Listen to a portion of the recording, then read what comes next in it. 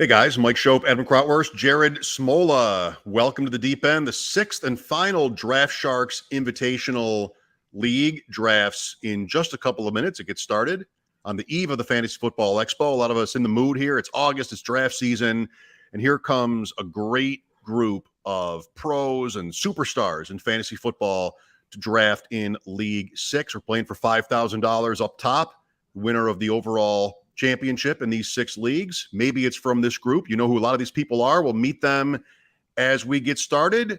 Thanks for being with us, and welcome to the Deep End.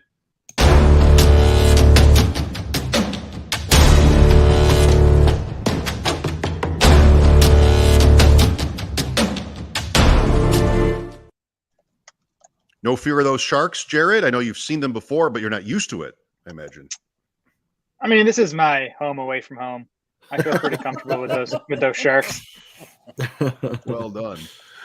All right. So the three of us have each taken our turns in this tournament. Adam, a quick observation about how either you think about your league or overall the 5 we were on late last night. What do you think so far? It's interesting. I think some people who've drafted out of the same draft slots as others have pretty similar teams. You know, I know Matt picked from the 12. He had a couple guys that you had, but also Jared picked from the 10, I think. And Matt and Jared have a very similar team. So I know I was talking to Theo earlier. Theo picks from the 8 spot, and he was looking at some drafts that had already happened. So you know, it's good. The 8's a tricky spot, and it's Superflex. So we'll see how Theo does, and I think he's going to join us in a little bit. So yeah, I'm excited to get rolling. We'll meet our players as we go here shortly, and a quick pause while we wait for the final 2. Jared, what's worse, being late or not knowing it's Superflex? What is worse? I'll tell you what's worse, being on a stream while trying to commission the draft and make sure these last 2 guys get in the room. That's right. Don't worry about it. We'll hide behind the curtain. Yeah, that's right. Just disregard Jared. Josh and Eliot. It'd be terrible if they were watching and like, oh yeah, I'm in this. That's probably not, not the case. Traveling to Canton makes it a little better, but who knows? But we will get there. Let's gives us a chance to actually introduce everybody without having to watch them pick and sort of feel like we're behind. At least that's how I look at it. So if you're watching on YouTube, you can see the names. If you're listening, you can go to YouTube and see them as well. You're going to know a lot of them. At the 101 tonight, Crack Rock, Greg Kanter, high-stakes vet, 3rd overall in the 2019 FFPC main event, 9th in the Draft Sharks Invitational, the inaugural one 2 years ago, won his league in the 2021 Draft Sharks Invitational as well. Well-known personality and great player in the industry at Crack Rock, CRAKROK. Where are the other C's? John Scuderi, who won the main event in 2018, is with us in the 102 at Carino and Kelly. Peter Overzet, Matthew Berry's Fantasy Life, Sirius XM host, ship chasing, needs no introduction. Peter Overzet at the 103 won the Draft Sharks Invitational in 2020. He was nice enough to join us twice, once in the middle of the season and then once to collect the mythical giant check. But it is real money. It is real money. There was no giant check. Scott Barrett at 104 from Fantasy Points these days at Scott Barrett DFB. Kimra Schleicher, another well-known player for many years in the industry. She's a veteran of this tournament as well at Kimra 13. Josh Larky at 106. He's the director of fantasy and gambling at the 33rd team at J Larky Tweets. We'll see how many Pro Football Hall of Famers join the 33rd team during our draft tonight. 7 is Austin Martin. He's been a guest of ours in the Deep End. He's won a lot of money. FFPC Playoff Challenge winner in 2019, multiple league titles and other events. Austin R. Martin, 84. If you're lucky enough to beat Austin in a league, it feels good because he is awesome and he will tell you. So that is just like, he's a great guy to beat, and I mean that with all the respect. At 108, Theo Gremminger, number 1 in NFFC's combined standings for 2019, part of the GOAT District podcast, a contributor for Player Profiler as well. We're in leagues with Theo, great guy, VOG Fantasy or Theo G Fantasy. That's the genius of it. At 9, Biplab Mandal at _Bipcoin. Had the pleasure of sitting next to Bip at the Bare Knuckle Challenge last year. He's won a lot. and also a well-known personality. We'll go over a couple of his accomplishments shortly. 10, Ryan Hodge, at Ryan Hodge on Twitter. That makes it so easy. We love that. Eliot Crist at 111, the CEO of Matthew Berry's Fantasy Life at Eliot Crist, 1T. Eliot and Crist each have 1T. And also with 1T, the 112, TJ Hernandez, 4for4's director of DFS at TJ Hernandez. Bills fan on the West Coast, I believe, Adam. Is he? That's fantastic. Listen, TJ, I might be hitting you up for some Bills Rams tickets here. In case you're looking for some. Sell them, he means. That's to sell them. That's right. He's not looking for tickets. He might be looking to dump. Jared, what's happening? We're 10 of 11. We're 71 of 72. We haven't had someone not show or have an issue, but I'm not sure what's up with Eliot. I'm probably just going to get this rolling in a second here, and he'll be on auto until he figures out he's supposed to be drafting for 5K. There you go. Yeah, I will say, outside of there being like no Draft Sharks guys in this one, this draft seems. I mean, they're all tough, but it just me. I'm always like, hey, how many high stakes players are in these? Like, these are the guys that win all the money, and I'm telling you, this draft is loaded with like the best of the best players in the world. And just like you said about Austin, like he says, if you're better than me, prove it, beat me. Yeah.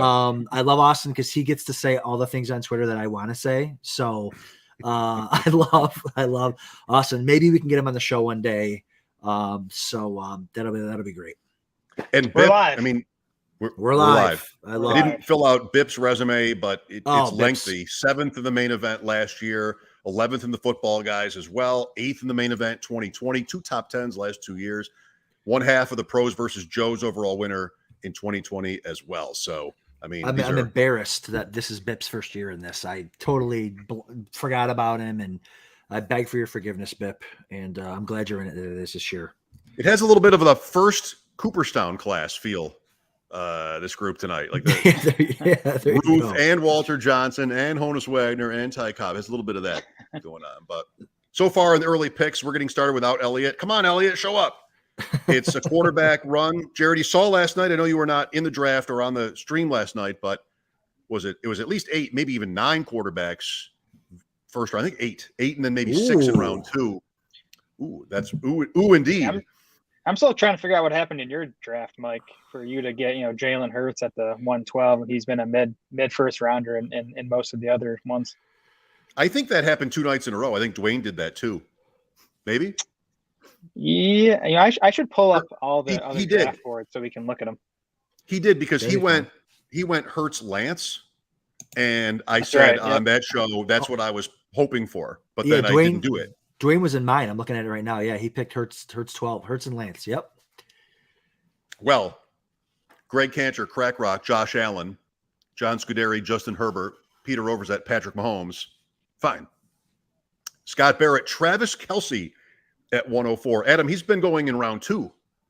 Yeah, I haven't even seen him in the first round yet. And there he is at the 104. Probably could have gotten him in the second, maybe. No. But yeah, maybe. Yeah. Well, who knows? Probably not. But yeah, get your guy, right? Go get your guy. And I'm excited to see the build that Scott has in mind behind this tight end premium format. And he can push tight ends up. Maybe he's probably hoping for that. He could want to pick a second one, but maybe he's hoping to push him up. That'll be interesting to see. Yeah, Adam, I know you've been working on the FFPC main event strategy guides for Draft Sharks. Where does Kelce come in the overall ranks? Based on our projections, it's got to be. It's obviously inside the top 5. Is it higher? Does he come in ahead of Justin Jefferson or Cooper Kupp on the draft war room? Yeah. So total points, he's second, right? So it really just depends on how you want to build your team. I took him in a main. I'm doing them right now with Clutch Like Shelly, and on Twitter from the GOAT District, and we took him 5th overall, I think. Like the build, we went tight end, running back, which I think you kind of have to do, or we wanted to do from that spot. And so I think anywhere after probably the 3rd or 4th pick, I would be perfectly okay with him. Yeah. Well, he'd be second in this format too, then, right? Like the quarterbacks aren't scoring more; you just need 2. Well, I think the quarterbacks might score more. All right, you're saying second apart from quarterbacks. Yeah, sorry, non-quarterback. Yes, yeah. Sorry about that. Behind McCaffrey. Behind McCaffrey, yes. Okay, interesting. Yep. Sorry for the mix-up there. So no, it's fine. Travis Kelce, interesting. I was hoping, I'm driving home tonight from work going, let's have something different. And we got it. That's great. From Scott Barrett, so that's cool. That's great. Jonathan Taylor at 105 to Kimra Schleicher. Lamar Jackson to Josh Larky at 106. Back to the quarterbacks, first to 4 straight. Austin Martin takes Kyler Murray. Theo takes Joe Burrow. And Bip takes Jalen Hurts. Then Christian McCaffrey and Austin Eckler. That's an auto pick, Jared, from Eliot. Yeah, he's auto picking just based on ADP. Okay. And then TJ goes Russell Wilson, Trey Lance. So you're down at that end, Jared, and 2 quarterbacks. I mean, the pressure is on when you're picking at 12 in a Superflex draft, and you want to get one, if not both. I was going to say, I wouldn't have the stones to not take at least one, especially after seeing how these drafts have played out. I mean, it's pretty slim pickings by the time, I was happy to get Trevor Lawrence at like 310 in my draft, and I'm happy in air quotes, but it was Lawrence and Tua at that point in my draft, and then it was a pretty big drop after that, in my opinion. Let me take that back. Cooper Kupp was the number 1 scoring non-quarterback projected for the FFPC scoring. Raw points, right? We're talking raw points. Yep, raw points. Exactly. What makes points raw? I don't know. There's raw points and there's what are they called? Expected points. So you got one's actual. Well, I was referring to the MVP points, which is our value-based drafting formula where it's comparing Kupp at wide receiver versus McCaffrey at running back. McCaffrey comes in higher on the board because his position is more scarce than Kupp's is. Yep. Who isn't being mentioned here is Jonathan Taylor. Throughout most of the spring and summer, Jonathan Taylor, underdog drafts and most drafts, 101. Adam, do you see that shifting to the point where most drafts have McCaffrey at the top? Think of the main event or really whatever format. Is McCaffrey going to win at the wire on the overall 101 ADP wise, or is it too big a lead? What's going to happen here in the next 4 weeks or so? Yeah, I think you're going to get Christian McCaffrey as the 101. But it's going to be, a lot of times we're used to going to Vegas for the main event, and you look around and it's always the same guy at the 101. Man, I remember going years ago and it was like Marshall Faulk for 700 drafts. It was Marshall Faulk to 101. Now you're going to get it maybe I don't know, 60-40 will probably be CMC over JT. You might get some Cooper Kupp. I've seen Justin Jefferson go 101, maybe not in the main. I saw him go in an FFWC main event at the 101. And I got to tell you, Justin Jefferson, I'm starting to creep, not to the 101, but like I might be mixing him in with Cooper Kupp up there because I just think with that offense and what they're doing, like I watched a video of him today talking about how the offense coming over from Sean McVay's offense, and just he's going to be playing that Cooper Kupp role, and he's probably just physically better than Cooper Kupp is, younger. He might do the same. He could do the same thing. It's scary. I don't know if you guys saw, but Jefferson passed Cooper Kupp in underdog ADP. Okay. As of yesterday or today, it might even been. So that's a reaction to the Stafford elbow issue. I'd believe. Yeah. Let's run down round 2. Eliot Crist on auto picked Cooper Kupp, the wide receiver 1 at 202. Then Dak Prescott and Tom Brady, who Jared got last night, right? Jared Brady. 2 nights ago. Yep. 2 nights ago. Sorry, Matt got Brady last night. Yep. Okay. Matt at the 12. So round 1 or 2 at the turn, and Jared at the 10, I believe. So 203. Yep. Okay. Yep. Jamar Chase, Justin Jefferson. Chase before Jefferson, maybe because Burrow. Theo has the Cincinnati stack there. Then Josh Larky takes Derek Carr for his second quarterback in a row. Kirk Cousins to Kimra. Matthew Stafford to Scott Barrett to go with Kelce. Whatever thought he may have given to, let's see if tight ends can get pushed up. Did not happen. Stafford in his second round, and no second tight end has been picked as of that time. Devontae Adams with Patrick Mahomes. Stephon Diggs to John Scuderi, maybe. the third night in a row, or it's happened a lot where Allen is sitting at 101 and Diggs is one pick away, but this has happened before. Diggs goes one pick before the Allen owner has a chance to stack. Brutal. Then it's Aaron Rodgers at 212, Mark Andrews, the second tight end, at 3-1. That's probably not intentional. We wondered the first night. Maybe it can be, but I mean, Diggs is the wide receiver 5 in this draft, and Jared, there's nothing. That's a bargain. Yeah, I think that's where he belongs. It's funny he's gone at that 211 so many times. I'll be curious to ask Theo about his first 2 picks here. If he took Burrow, kind of hoping to get that stack with Chase, or if he just prefers Joe Burrow straight up over Jalen Hurts. Adam, do you prefer Burrow over Hurts? Yeah. No, I would take in a vacuum. I would take Hurts again. Maybe he was looking for that stack, and we can obviously ask him tonight. In fact, I think I heard Theo talking the other day about how he's not a big on the Burrow offense. The Burrow just the efficiency is going to go down. So yeah, it'll be interesting to see what his thought process there.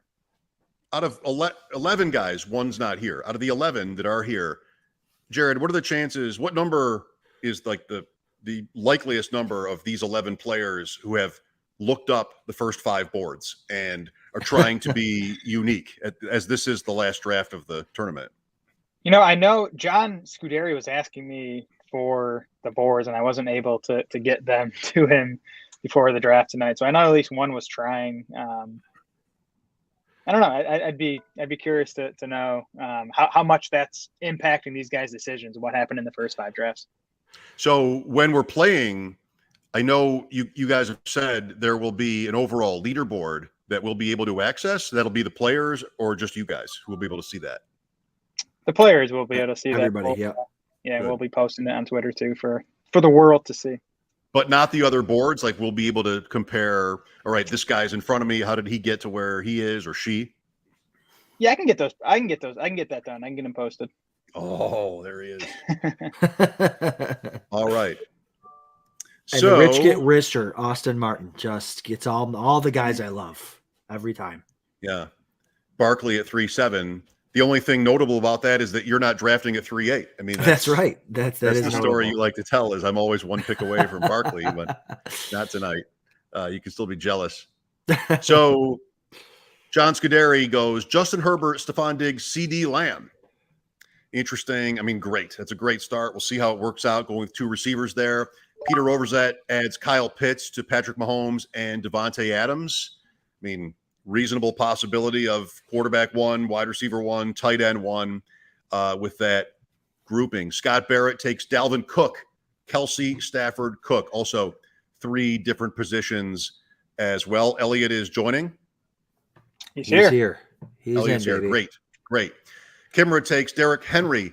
That's running back 5, right? Jonathan Taylor, Kirk Cousins, Derrick Henry. Josh Larky stacks Darren Waller with Derek Carr to go with Lamar Jackson. So a Raider stack there. Austin Martin takes Saquon Barkley, as Adam said, plaintively, wistfully. Oh, another draft where I don't get Saquon Barkley. Yes, I am not in this draft, but nonetheless, it still stings. Well, it's not even that. It's Murray is my personal QB1. Jefferson, we just talked, he could absolutely be the wide receiver 1, and Barkley wouldn't surprise me at all. I hope Barkley's the RB1 because I'm going to have way more Barkley than I'm going to have any other running back in that range. So that could be a phenomenal start for Austin. Yeah, that's my favorite 1, 2, 3 start I've seen of all 6 drafts so far. Justin Fields at 3.8, quarterback 16. That's right on the number to go to Theo Gremminger with Burrow and Chase. Najee Harris to Bip and Aaron Jones to Ryan Hodge. Eliot will make his first pick of the draft, and he still has plenty of time here. In fact, 23 rounds with which to catch up and build the team he wants. Or who knows? Maybe he wanted Eckler and Kupp to start things off. He'll pick at 3.11. We've got everybody now, and then TJ at 3.12. Jared, elaborate if you would on why Austin's team is your favorite. The exact reason Adam said. I just think all 3 of those picks, and I know they're not correlated in any way, but I think all 3 of those guys are values. I take Kyler, probably at 2 or 3 overall in this format. Jefferson, I think he got a few spots past where he should go. And then, I'm with Adam. I think, Saquon to me is the RB4 off the board. Adam and I did Scott Fishbowl together, and Matt was there, and you were not with us. I know you've played in it. How similar is this format for you to that one? I know it's not identical at all. Yeah. But, everybody in the Draft Sharks team appears to be a Kyler Murray fan, tries to get him early in Superflex drafts. What happened for you? The thing about Fishbowl is the quarterback scoring makes me think about that position differently with the points for completions and the negative for incompletion. So that definitely changes the order of quarterbacks. And I do feel like there's an edge because not everyone adjusts for that. So it actually can help the pocket passers, the guys with the high completion rate. So that's the only difference I see between, the Fishbowl and these, more standard Superflex leagues. In mine, Mahomes was on the board, and Lamar Jackson was on the board, and Kyler Murray. And I'd run numbers that said to me Tom Brady was a better pick than Jackson or Murray. Yeah. But I picked Jackson. My son was there. He's like, "You're picking Lamar Jackson." I'm like, okay, you're right. So it feels so gross to take Brady over those other guys. I know, it's really like almost like a gym class hero kind of moment. Like this guy, there has to be something I'm missing. But I wouldn't do it. I'm always this way, and I lose every year on it. But this year, I feel like I've got backing. I am really struggling with Tampa Bay. I mean, that Brady's not going to practice for 2 weeks or something, but linemen are hurt and in and out at wide receiver. Adam, I think it's a little scary, but of course, what also is scary is betting against them. Yeah, I completely agree. Like the warm and fuzzies have gone away with pretty much everybody there, except for Tom Brady. I mean, the news today that he's not going to be there for a couple of weeks. Tom Brady knows the offense. I'm not worried about that. But for him having all these weapons is great for him. But the interior of that line, like you said, is a complete mess. And there's so many skill guys there. Like if Julio is truly healthy, and you got Mike Evans, and if Godwin plays week 1, it's just it's going to be hard for any one guy to really dominate. Thinking back to last year, I could be wrong, but I think when Antonio Brown, Evans, and Godwin were all there, I think AB was the number 1 receiver during that stretch with them for that team. Maybe it could have been Evans because all the touchdowns he scored, but it's just nobody's gonna smash because there's just so many of them. And I was taking Evans as like the wide receiver 7, I think. And now I don't just love him there anymore. What I remember about Tampa Bay last year is that incredible bare knuckle challenge night where we drafted after that game, Dallas and Tampa. In fact, Dallas and Tampa are playing again in week 1 this year in Dallas on the Sunday night. But that bare knuckle draft happens after the Thursday night game, and I got Evans at 5'11". Yeah, steal. Because he didn't have a game, really at all against Dallas in that game, and that game counts in FFPC. So some things went well, too many things didn't. Mike, you so deserve to win the bare knuckle challenge. You can't tell me no one thinks more about that thing than you do. Well, Bip might, and he's in this draft tonight. If you're listening, Bip.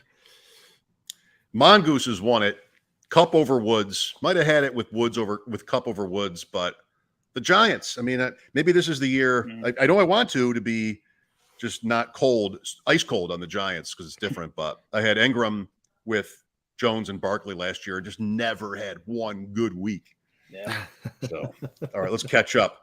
Round 3. Did we make it all the way? We made it to Eliot. Eliot picked Joe Mixon at 311, Eliot Crist, and then George Kittle at 312. I think that's the new max on Kittle, or it's close.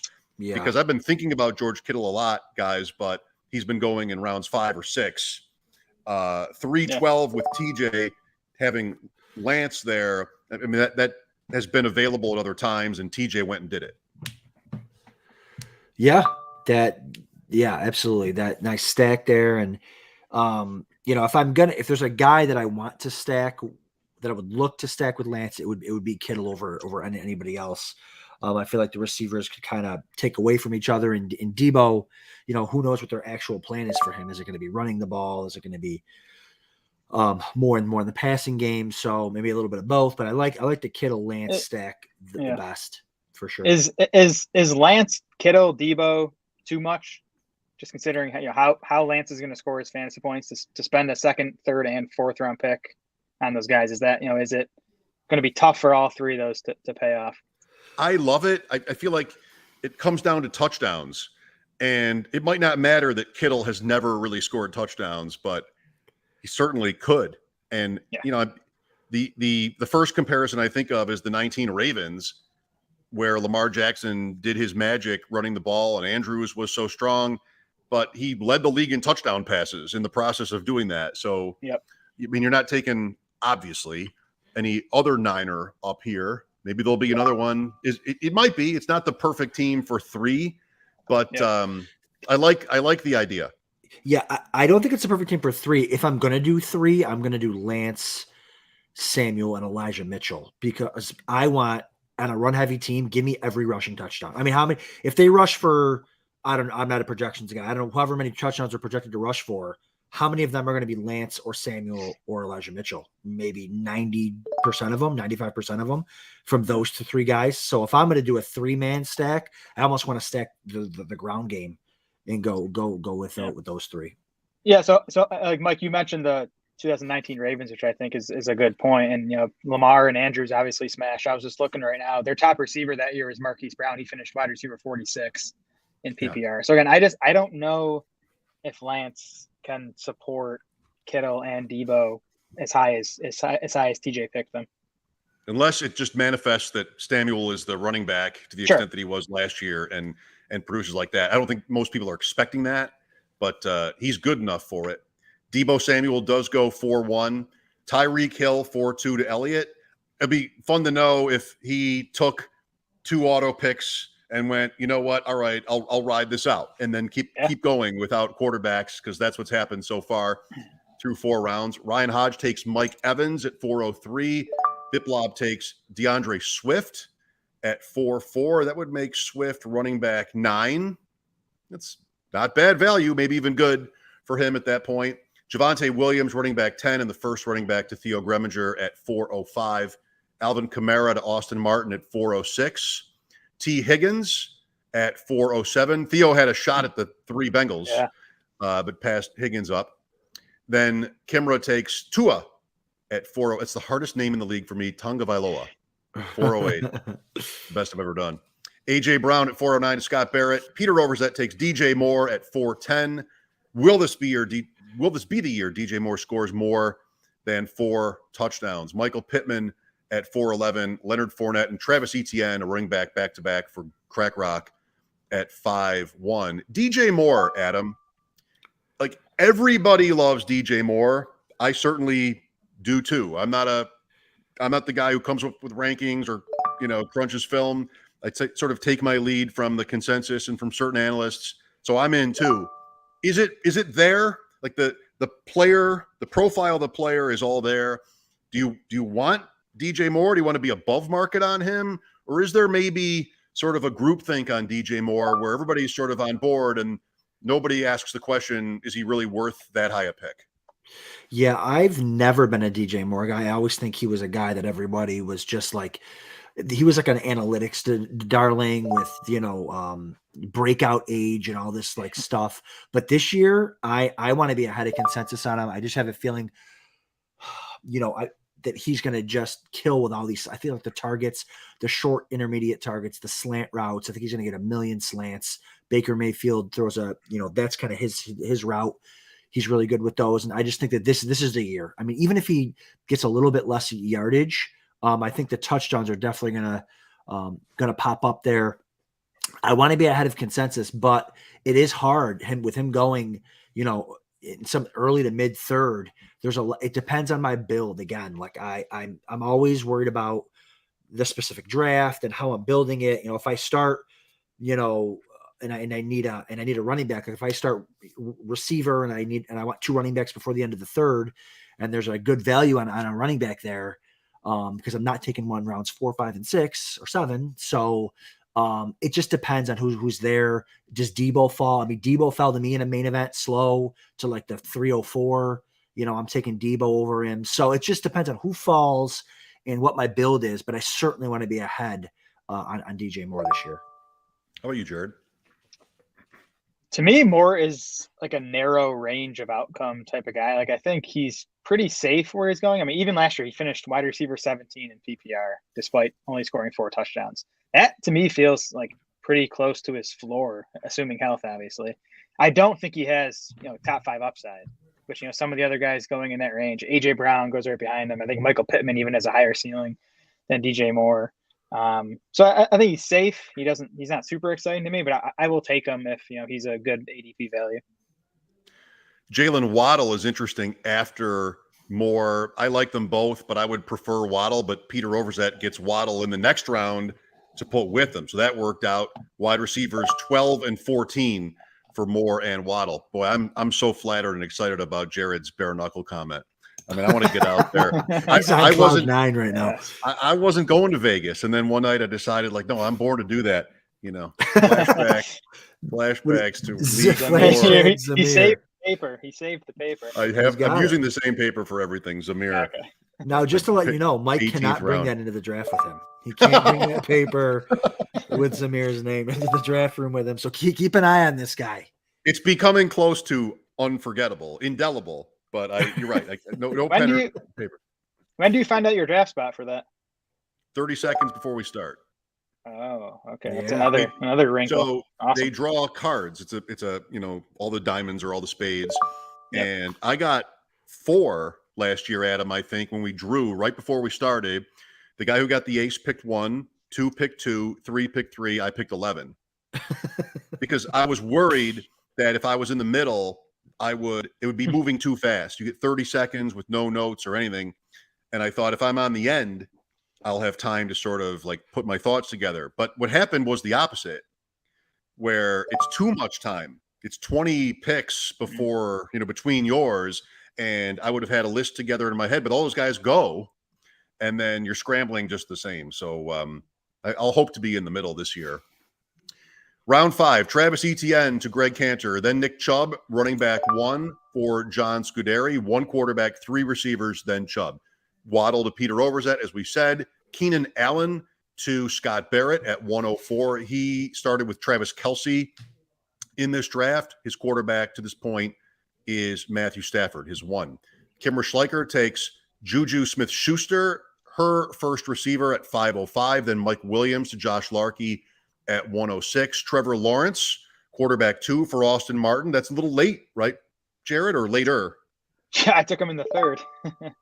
So Austin continues to crush it. I mean, I love Kimra and I love Lawrence for him. So where can I plunk some money down on Austin Martin to win this thing? or am I not allowed to do that because I'm affiliated with the league? You're an insider. Those rules are very blurry these days. Well, I mean, he does have his preferences, but he could be playing the value game here and scoring just by doing that. And in the middle, I think is it not easier to pull that off? For sure. Yes. Yeah. Cortland Sutton at 508 to Theo. Marquise Hollywood Brown at 509. Dalton Schultz, the next tight end. That's tight end 6, I think. Yep. 510 to Ryan Hodge. That's a stack with Prescott. Matt Ryan is Eliot's first quarterback at 5'11". Brandon Cooks and Gabe Davis on the end for TJ Hernandez. Then back to quarterback for Eliot Crist with Jameis Winston. And after that, Ryan Tannehill. Week 17 potential, but it won't matter in the Draft Sharks Invitational. You have that Dallas, Tennessee. I'm still, thinking that way, but this is weeks 1 to 17, most points wins. Very high for Juju Smith-Schuster there. Very 5'5". high. Yeah, I mean, I had a Mike Williams, I had a Cortland Sutton, I had a Marquise Brown. I mean, that's got to be, close to 10 wide receiver spots higher than his ADP is. Okay. Without the stack. Juju. Yep, Juju. Yeah, it's about right. Listen, Juju's a polarizing player. Some people there's been a lot of Twitter highlights of him making routine training camp practices, but not even circus catches, just routine catches. But there you go. If only there were an obscure rookie doing the same thing, it would get many more views. Right, that's right. Well, there is. He's not that obscure, but his name's Sky Moore. Is the number a problem? 24? No, not for him. There's some other ugly ones. I think 9. There's a couple receivers at the number 9, I think, and that's pretty Who is wearing 10 there? Is that Pacheco? Is he wearing 10? No. Who's wearing 10 in Kansas City? Is it Josh Gordon? No. So somebody took Tyreek's number. Huh. I like the 24 on Sky Moore. They've been using him in the backfield quite a bit. That could be some added fantasy. That could be value. bad for that's bad news for Pacheco. Come on. What's going on here? I learned today on WGR that Jameson Williams took number 9 from Matthew Stafford. Yes, that's where I heard. That's where I heard it. That's exactly where I heard it. Is that right? Hopefully, it's right. I believe him. Was it Sneaky Joe? If it's Sneaky Bulldog, Joe said it, Bulldog knew that one. Oh, there Bulldog you go. knew that. He's usually right. So Terry McLaurin at 604 to Bip, then James Conner 605. Jared, how is that for Conner? A little late? Yes. Is it? No, it's about where he goes, I guess, in terms of running backs, right? I mean, he's usually after Chubb. He goes ahead of ETN from time to time. It's late in that there were we got a round and a half where there were no running backs off the board, though. So I got Conner at the 6-7 in mine. Okay. Is he slipping overall because of the recent sort of speculation about whether he'll have his role reduced or no? It seems like he might be, right? From what I've seen. He's definitely slipping. He's definitely slipping. And as far as I saw, it came from one beat writer who said, he thinks this might be a Kenyon Drake, Chase Edmonds type of backfield where, Drake handled most of the rushing stuff, but Adams was playing on passing downs. And, it definitely wasn't a report. It sounded more like a projection, I guess. So. I guess, yeah. Well, I mean, you could see it. I think maybe we talked about this last night. I could see it. If they wanted to go slow with James Conner after the year he had, he was so good. And if Eno Benjamin, who seems to be the one, can play a little bit, I mean, a nice prospect. So, okay. Yeah. For me, if anything, I'd lighten Conner's load on early downs. I think he's an excellent pass catcher. Going back to his Steelers days, he's always been good in the passing game, and he was great in the passing game last year. So I'd rather see Arizona take some carries away from Conner, but keep him the primary pass catching guy. Rashad Bateman, 606 to Austin Martin. Deontay Johnson, the third of 4 straight wide receivers for Josh Larky. That's in round 6. Michael Thomas to Kimra Schleicher at 608. Then is that Mac Jones music? There it is. Mac Jones at 609 to Scott Barrett. Breece Hall becomes Peter Overzet's first running back at 610. It is Pacheco. Thank you, Justin Bonos. It is Pacheco wearing 10 in Kansas City. Ballsy. Very ballsy. Did he get to pick that, or is that they just give that to him? Confidence. Can you be a 7th round pick and decide to wear 10 in Kansas City the next year? I don't know. That's a good question. It's confidence. I like it. Jerry Judy at 6'11", DK Metcalf at 6'12" to Greg Kanter. Good way to get listener and viewer interaction. Leave unanswered questions. Leave open questions. Even if you know the answer, don't share it. Maybe you get some people sort of getting into the conversation. That's a good thing. I like it. So Metcalf is Crack Rock's first receiver at 6'12". Jared, what do you think of his roster? I like those last 2 picks. I mean, that's late for Allen Robinson, to get into the 7th round here, 701 to get Allen Robinson there. I liked the ETN Fournette turn. He got his 2 quarterbacks. He got his stud tight end. I think Crack Rock's putting together a nice team there. Adam? Where's Crack Rock been? That's the question I have. Really, he used to be like in the mix and everything and talking junk on Twitter and winning all that. And I haven't seen him in like a year and a half. Hopefully he gets back in these high stakes streets. Maybe he's trying to do the Chad Schroeder and just not show up until August and then be in every single draft. But I like it. I like the construction, 2 quarterbacks, tight end, 2 running backs. And now I'm assuming he's gonna really pound receiver there for a bit. John Scuderi at 702, Dallas Goedert. Literally everyone on the Draft Sharks team drafted Dallas Goedert in their respective Draft Sharks Invitational drafts. Every one of us did. Why do we like him so much, Jared? The biggest thing is he's really good at football. That's big. Good start. Only Kittle averaged more yards per route run than Goddard last year. I mean, for 3 years, everyone was like free Dallas Goedert from Zach Ertz. Yeah, it finally happened. Goddard scored as like a top 5 fantasy tight end over the final 10 games of last season. I'm surprised there's not more hype for Goddard. I'm happy there's not, but I'm surprised. Going behind Hawkinson and Schultz, like he's the one guy in that middle. Everybody loves the top 3, the top 5, and then that flat tier 11 to 20, where everybody seems about the same. There's something to like about all those guys, but between 5 and 11 or 12, I think consensus is pretty negative or just sort of lukewarm on those guys. But Goddard is the one I like in there. Like, he's the only one I like in there, really, that I would ever reach for, at least, Adam.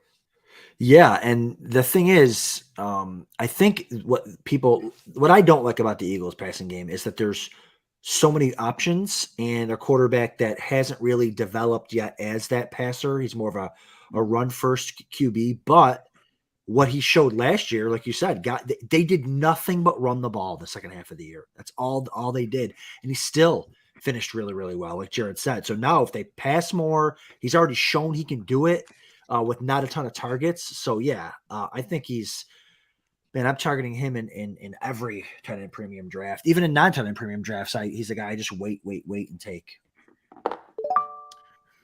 I have written down a name. Uh-oh. I have Peter in mind for it if this player makes it, but we'll see. Daniel Jones to Peter Overzet at 703. Amari Cooper to Scott Barrett at 704. Whoever his quarterback is going to be, whoever it could be, has not been picked yet. TJ Hawkinson at 705. Amon-Ra St. Brown makes 4 straight receivers to Josh Larky. Matt is not here. Matt is not in on Amon-Ra St. Brown. Are the rest of us? I am. I'm neutral on him. I think he's priced about right. Yeah, neutral's good. Although again, I heard something from Goff today or yesterday or today, maybe it was on Hard Knocks, but he's a guy I look for in crunch time. He's a guy I look for on third down. He's a guy I look for big plays. He's always open when the play's breaking down. So listen, I'm a big, you can't put this on a spreadsheet, but I'm a big like quarterback trusting the receiver thing. That was a thing that I've kind of been preaching about Gabe Davis for all offseason since I saw him, in that playoff game against the Colts a couple of years ago. Like, he just trusts him. I think that's a thing. So I think there is something to it there with Amon-Ra. I know we've talked about him a bunch.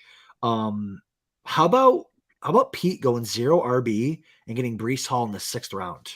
Like, that's an absolute dream scenario for that situation. I think the running backs have fallen in this draft compared to the other ones, right? Yes, I took Breece Hall at the 5-6 in mine. And what he goes 2 rounds later? Yeah, like a round and a half later. So excellent work there by the inaugural champion. Zeke at 7-11, further proof of that. I'm 1 pick away from being able to play my little Karnak game here. All right. We have a guest. Should I bring him in? Oh, you shouldn't make a guest wait. Absolutely. Well, we're not going to make him wait any longer then. What's up, fellas? How we doing? Theo. What's going on? What's up, buddy? Theo Gremminger with us, picking 8th. How's it going so far, Theo? Just getting sniped by Austin and Bip. Austin sniped me with the Mooney pick big time. Bip got me with the DeAndre Swift one. I tilted. I took Javonte. But I don't hate the build. It's a little less. I ended up with Thielen, which I don't hate there at the 805, and I kind of liked Elijah Moore at the 7-8. So I don't dislike my team yet. Yeah, there you go. Plenty of time for that. Absolutely. Was Joe Burrow Chase kind of a plan coming in? No, but when I got Burrow, I committed to it. I had an idea that it might be both those guys on the board. It's Jefferson ahead of Chase for me. In a vacuum, but I couldn't pass up that stack. Now, Theo, are you, correct if I'm wrong, are you Hurts over Burrow generally? I feel like are you down on the Cincinnati offense this year or down on Burrow? No, I'm about even with them. I think that that Hurts has big time spike week potential because of his rushing ability. I'm bullish on the Eagles offense, but he's very safe where I drafted him. I do think it's a little bit of a teardrop after Kyler, but I think it made sense with this room to go Burrow right there. We talked about James Conner for a minute. What do you think of him as your running back 2 and how things have been? I don't know if they're trending in the last few days, Theo, but the speculation around Arizona has been maybe he'll play less. So I think he can regress and still be an RB1 based on his usage end of the year. So it doesn't scare me as much. I think that the glass half full argument to that would be that you don't want Connor to get run into the ground, but I think he's very effective around the goal line. He was an effective receiver, and if they want to mix in another back, I still think he can return value where I got him. I think that right now, I think people are a little apprehensive to draft him, but he's starting to go in a range where it's pretty reasonable. Again, he can regress and still return value. So I'm not so scared off by it. Are you excited about Justin Fields, or is he just like, top quarterback on the board and you wanted to get one there? He was top quarterback on the board, and I, in retrospect, I could have pushed it to the 4th round just based on some of the guys falling. But I did like Fields because I think he's got the rushing ability. I'm very worried about that offensive line, but I think that he's talented enough that he can make some things happen with a more competent coaching staff. So yeah, I think I've right around that 308 where I got him, I think is reasonable. But just based on this board, he could have gone a little later, and I could have ended up with one of the guys right behind him. Yeah, Bip said you sniped him on Cortland Sutton. Is he one of your kind of mid-round, not mid-round, but like 3rd, 4th round receiver targets? Yeah, I just took him in the 4th round of a football guys this week. I'm warming up to him. I think he's got big time touchdown potential in that offense. I know we talked about this with Jared when he was on the GOAT District about possibly Judy being the bet there. I like Sutton in best ball because I think he's going to have those big spike week. He's got potential for, I think, double-digit touchdown receptions this year. And I think it all became a little more consolidated when Tim Patrick got injured. Yeah, agree. Theo, it's been an exciting week or two here with certain names. It happens every year, maybe, names of players that we weren't thinking about at all through all our drafts, all spring and summer, suddenly become like the hot names. Maybe partly because we weren't thinking about them and no one was talking about them until we get here. But then you get into camp and you hear about them. What's your general? I'm not going to ask you about specific guys because most of who I'm thinking about have not been drafted yet. But you have a general approach when it comes to those guys? Buy the hype, or maybe consider it more noise than something you want to mess with? Well, I'm OTC here. I like a little confirmation bias, Mike. When I like a guy, I like hearing good things about him. But I think we can't completely ignore coach speak. I think like the Michael Thomas as a rookie year thing, if anything, that taught us that sometimes these coaches tell the truth, and positive drum beats can equal good things. Give me a second here, guys. Make your pick. Yeah, sure. Yeah. Sorry, bad job. No worries. Bad job. But yeah, no, I like let me see. Yeah, being sandwiched there between Austin and we're over here like slobbering over Austin's draft, and poor Theo's like getting sniped by him every play, and to get stuck in between there. But Thielen's a guy, he was talking about Thielen when he first came out. Like Thielen's a guy that like I don't like, because I'm like, man, Thielen, he's getting old.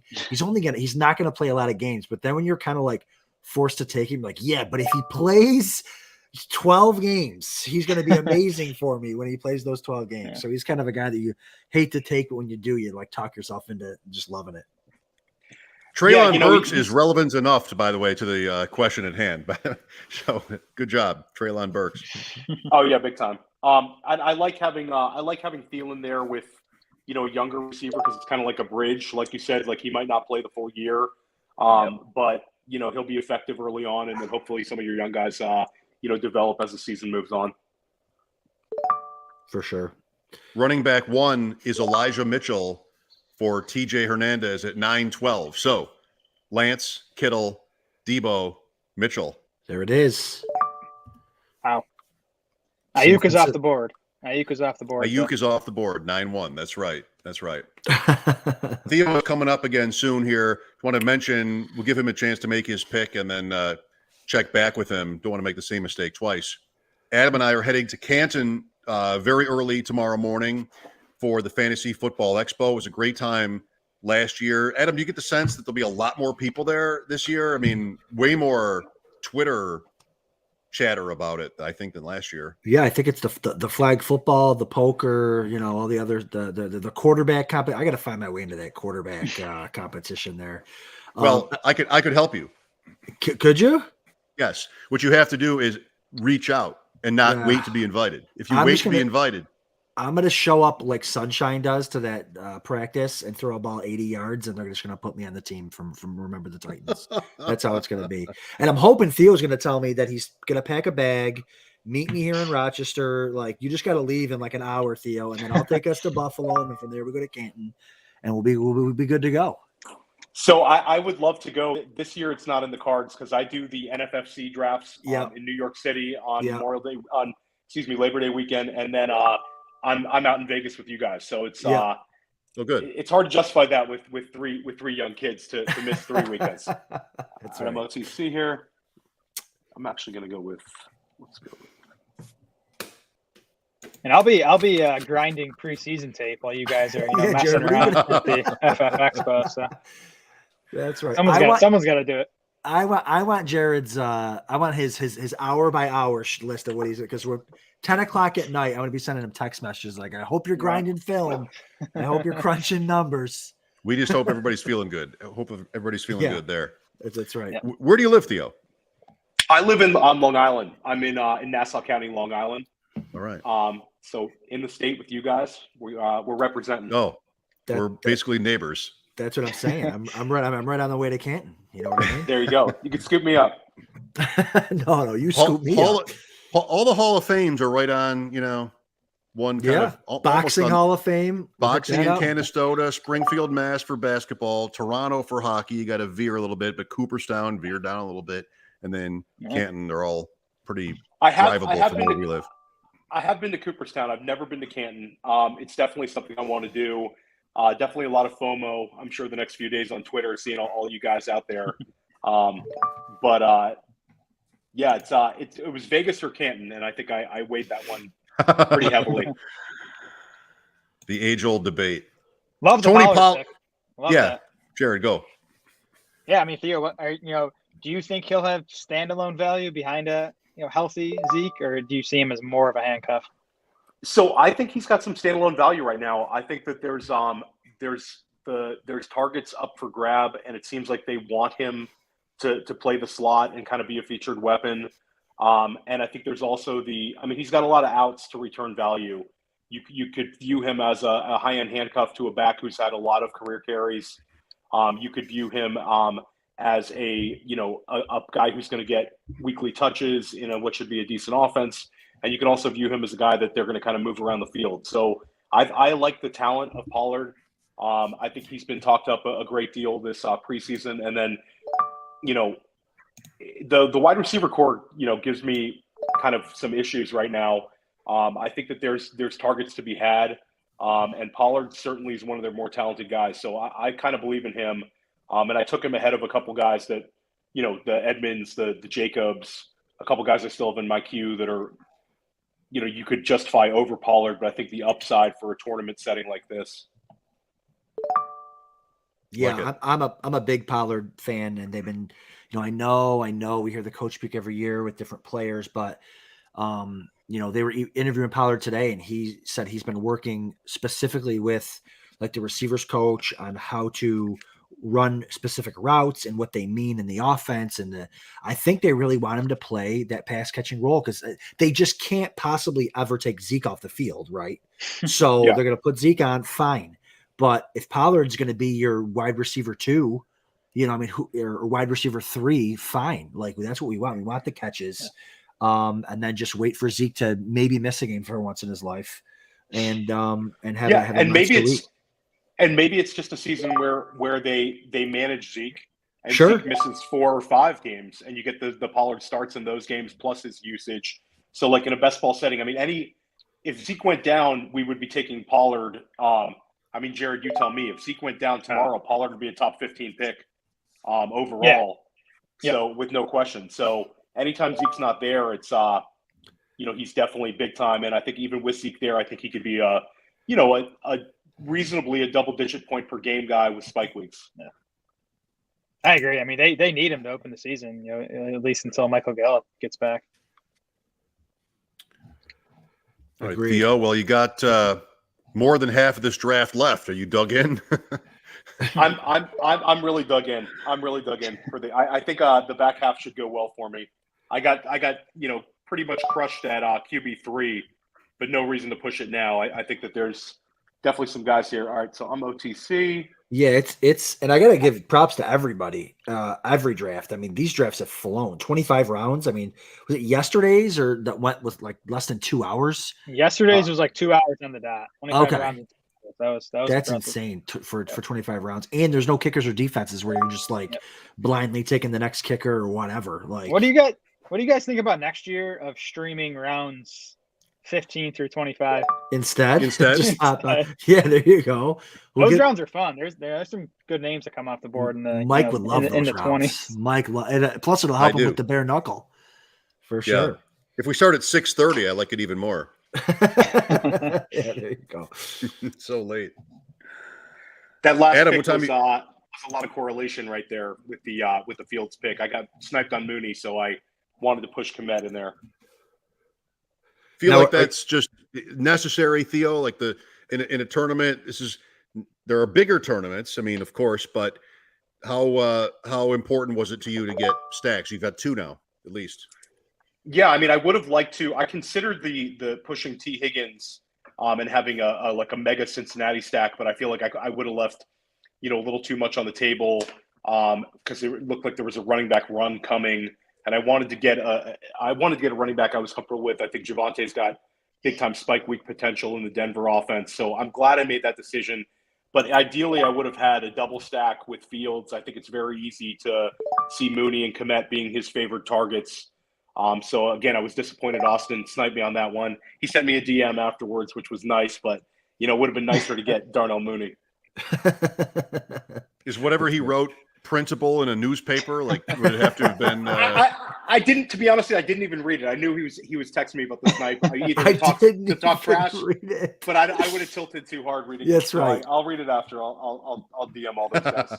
By the way, what's a newspaper? I don't even know what that is.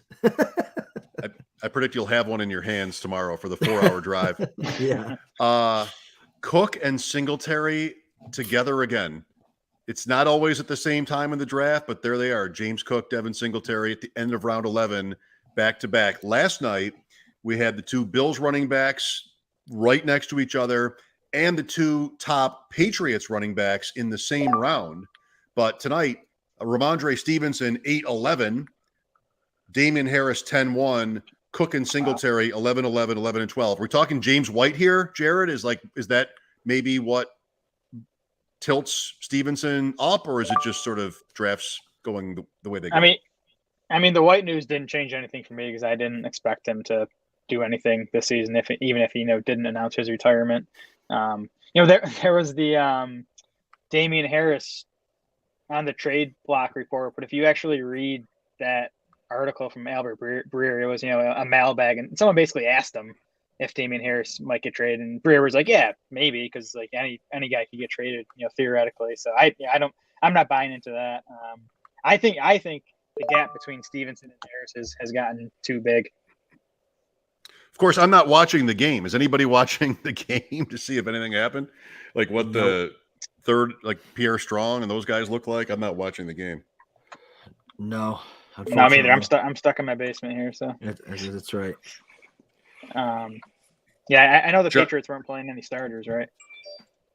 Right, but Daniel Jones was supposed to start. The Giants lead 20-14 in the fourth quarter. Tyrod Taylor has some pretty good numbers. Oh baby, of the Tyrod, put him in the queue, Theo. Tyrod Taylor played. Michael Irvin was saying, he should start over Daniel Jones already after just a little bit of preseason action. So the drum beats are starting. People are, wanting to find reasons to get rid of Daniel Jones right now. Whatever works for Kadarius Toney is all I care about. Now the Kenny Walker pick. Did I read that Penny's banged up today? Groin injury.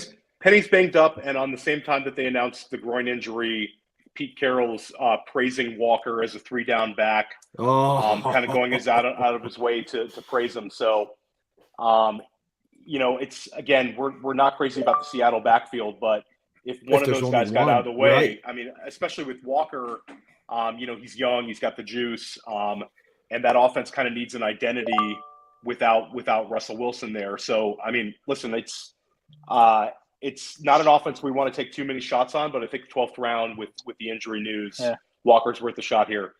The key for me with the Seahawks backs is who gets that pass catching role, because we know they're going to be playing from behind. You're gonna want that role. I'm worried they're gonna give it to Travis Homer or DJ Dallas. And it's going to be a 3-man committee. Yeah. Yes, it's neither. Penny not yet picked tonight, and I feel like that thing. It sounds minor to me the way coaches sort of normally talk about precautionary type things, but of course he's been hurt so many times that maybe people run to that conclusion. Saquon Barkley played in this game tonight, 4 carries for 13 yards and a reception. The Giants lead that game. Baltimore, going for its 21st straight preseason win, leads 20-10 early fourth against Tennessee. Lock it in. No Lamar Jackson in that game. Mike Davis, a touchdown on the ground for Baltimore. Malik Willis, a rushing touchdown, 6 for 11, 107 in the air for the Titans. Yeah, Malik Willis looked good. He looked really good. I like that. I didn't give you New England, and I probably should. Bailey Zappi, 185 yards. That's not surprising. He's thrown 28 passes already. Pierre Strong, 6 for 25. Even on New England, I don't recognize the receiver names. Tyquan Thornton, 2 for 9 and a touchdown. Okay. Ooh. Study. Theo, what's the plan here for the next 13 picks, in short? Trying to not get sniped, first of all, and then trying to anticipate these runs. Obviously I'm going to need to add some wide receivers and square up the tight end position as well, since I waited so long to draft tight end 1. I don't want to get stuck at tight end, and just trying to extract value whenever possible and try to get guys in the last 5 rounds that I think are going to contribute, because I think a lot of times in these super long best ball formats, people will take these lottery tickets where I think you're better off kind of taking guys who are, you can foresee having some usable weeks, whether, and maybe passing up a guy that has extreme upside, if the needle is thread. So that's kind of my plan. This is my 2nd year in a row doing this, so I'm prepared for the depth of it. Those after the 20th round, it gets very tough. For sure. Well, you guys are on pace for about 2 hours here. So we're an hour in, and you're in round 13, so you're doing well. Yeah, no, for sure. It's a quick moving draft. Did Bip get you on George Pickens? The world can't get enough of George Pickens. It's today in dynasty leagues. It's everybody's offering George Pickens, trying to get a 2023 1 out of it. Oh, wow. It's all over the place. And I mean, you see it in multiple dynasty leagues right now. It's like copycat. A couple of Twitter people are on it, and then it just happens. So I think people are trying to cash out. I'm not sure that's the move. I think he could be the real deal. And I think all this stuff with, Deontay Johnson and Chase Claypool a year from now, they could be on different teams. And, Pickens is getting some high praise. You can't completely ignore that.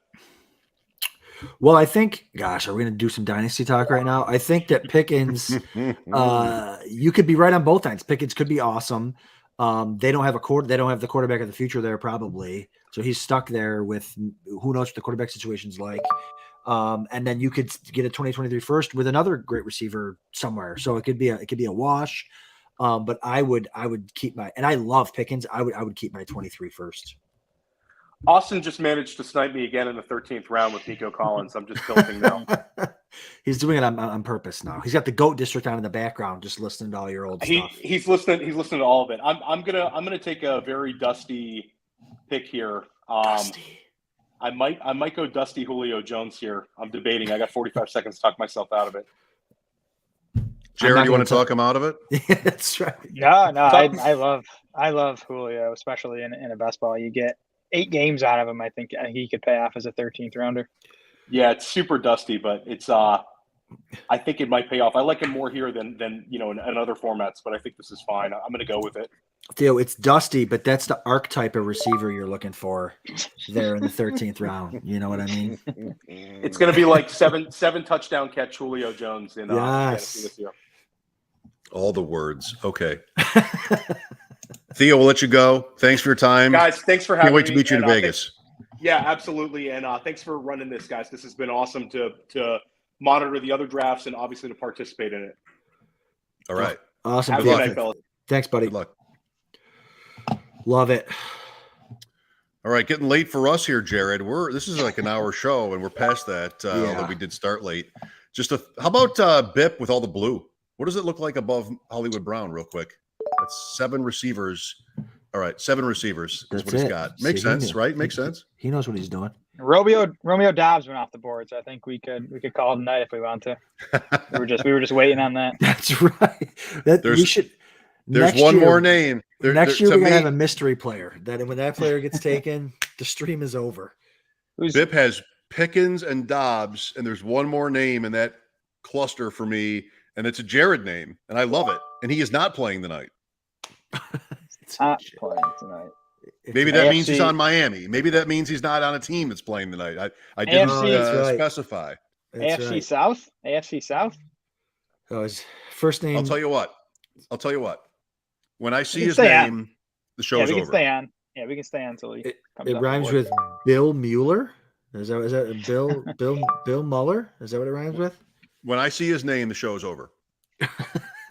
Deal. God, somebody's Jared. It's a Jared guy. It's a Jared guy. I think I know who it is. I should write it down. I don't have a pen. Write it down. No newspapers, no pens tonight. Okay, just all. You don't want all that ink all over your fingers. It's all digital. All right. So this is the last of 6 Draft Sharks Invitational drafts. Thanks, effusive praise from Theo and the many players we've talked to during these drafts. Thanks to everybody for playing in it. I mean, it has to. These are men and women who get lots of invites and are playing for a lot of money and very seriously, often professionally, and they make time for us. So thank you. What happened? Eliot popped in, didn't like his draft, and scooted right back out. Is that what happened? Yeah. He told me he was drafting off his phone, so I don't know what's going on there. All right. You guys have no idea who my guy is, by the way. I could end up keeping you here a long time. I have an idea. I'll let you know. Can I just say it? I gotta get up at 6 o'clock in the morning. It's I think is it Will Fuller? Is that who it is? It is not. It is not. Okay. Yeah. My guess was Alec Pierce. It is not Alec Pierce. Oh, no. Should we just wrap it when anybody gets picked that we've heard of? No. I was thinking about should I say it then? Yeah. I was thinking about Wandale. Oh, is he not gone yet? So you threw me off, Mike, because you said he wasn't playing tonight. I thought you meant his team wasn't playing tonight. Well, I wanted to backtrack and not say too much, but I don't think he's playing for the Giants. Never. No, he did not play tonight, but the Giants did. No Tony or Wandale, but Galladay played. Yeah, Tony's dealing with some minor injury. I think Wandale just got the night off because he's locked in. Galladay sounds stinks. that way to me. Galladay stinks. We try not to give stuff away. You're watching this thing as you're drafting. It's the 14th round. You deserve it. You don't have to use it. You deserve to know what we're talking about. That's right. I would say. You don't have to use it. Who would use it? But anyway, we're talking about them. So if you want them, there you go. I think if you're drafting tonight, you should have taken Wandale in round 13. We had a couple of guesses. We had a Jared Stidham guess. I love it. Because I think it was a Jared name is what gave it away. And then Alec Pierce kind of down last. Oh, we have a match. But not who I was thinking of. By the way, I had Olave for Pete, and that went way late. He went way later. So I have to be honest about that. He went 11-1. Okay. That was when what? Pete? Who did Pete take there? Was that the Baker pick? There he is. Pete. Thanks, Pete. Thank you, Pete. Love you. Jared, thanks. Adam, see you in the morning. Bye, everybody. See you guys.